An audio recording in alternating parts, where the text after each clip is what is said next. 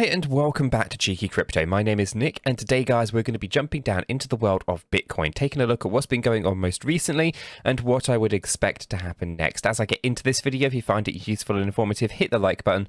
I really do appreciate that. If you happen to be new to the channel, why not consider subscribing? Tap the bell, select all notifications, and you will not miss another update here for Bitcoin. And if you haven't yet joined us in Discord, links in the description down below. It's a fantastic community talking crypto 24/7. It's completely free, and I don't think you'll be disappointed by what you find down there, so why not go ahead and check it out. Okay, let's waste no more time. Let's jump right down into this analysis for Bitcoin. So we have Bitcoin here paired up with USDT. We're on the hourly chart, and Binance is the data source. Now, as you can see, yesterday we actually drew this little yellow box down here. This was basically between 19,400 and 20,300. You can see that we entered this little yellow box meeting a minimum requirement of our fifth wave down. This could actually mark the bottom of this entire corrective structure, but emphasis on it could. There are other ways of counting the structures here, so until we've kind of pushed up higher, it's a bit too soon to really be really confident on it. So for example, a good way of kind of looking at this might be that this is wave 3, not a wave 5, and that our wave 5 structure on our micro scale is actually ending over here. Okay, so that's one scenario. The other scenario is that we maybe be getting an overextended fifth wave, in which we actually have this as a wave 1, this is a wave 2, and we look for some kind of really big wave 3 down, 4 and 5 still to come. So there's a couple of different ways of kind of looking at it, right? So this is kind of the more optimistic one, we want to be confident and all of that kind of stuff, but or be bullish, I should say. But essentially, we can't be just yet. So there's a few things we need to see first. And this structure coming out of here is nothing but corrective. Okay, so we've only got corrections right on here. So this doesn't exactly give us a lot of confidence in the space. We've got overlap between this little area just here, okay, taking us up to the high of about 21,800. And then, of course, we overlap it just over here in the last couple of hours at the point of recording. So essentially, that doesn't give us any good structure to kind of think that we might end up with 5 waves going up and then we're kind of out of here. Instead, all it is corrective, and therefore could pull back to the downside. Now, on that note, we should probably take a look at the momentum behind the price. In order to do that, we're going to bring the volume back in here, and you can see that basically the price pushed up with one large piece of volume, and other than that, actually the volume was decreasing, but it did actually decrease even whilst it's pulling down. That's actually allowed that stochastic RSI to come and enter this oversold area. So that actually means that we are likely to see either some more volume coming in to kind of push the price up higher, which is a possible scenario, or alternatively the volume stays down nice and low, and then all of a sudden we get this huge drop of volume as price plummets further. Now, on that note, we should probably also articulate why that's going on, right? Because we obviously have the momentum indicator, which is helping showing us the momentum behind the price movement. This is only the hourly chart. The 4-hourly chart is, of course, up there in the overbought area. Okay, it's actually been up in this overbought area pretty much since 1 o'clock yesterday afternoon. Now, if we come over to the 8-hour, you can see we're actually progressing quite high already on this one.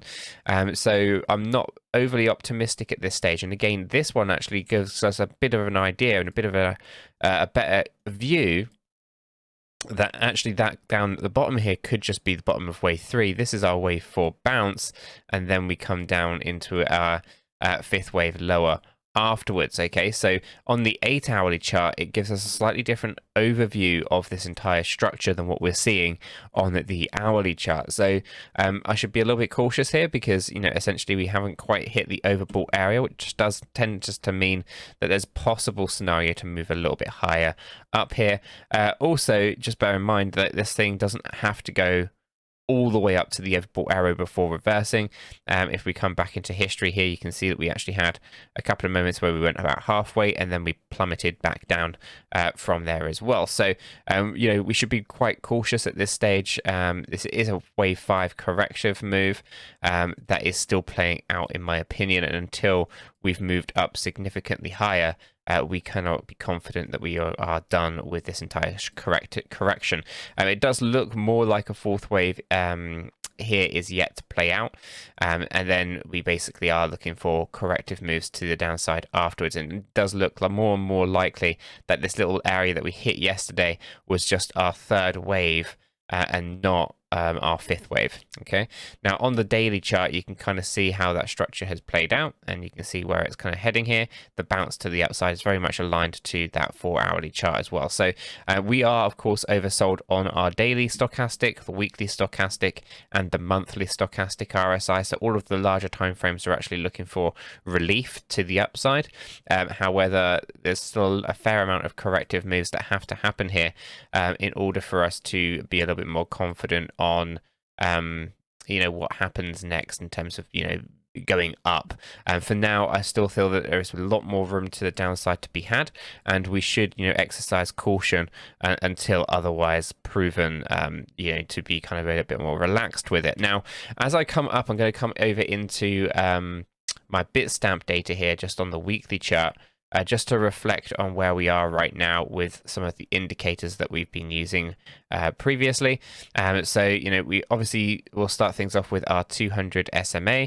Again, really good indication of where the history has landed us with these bear market lows. And, this one is also right on there as well. So,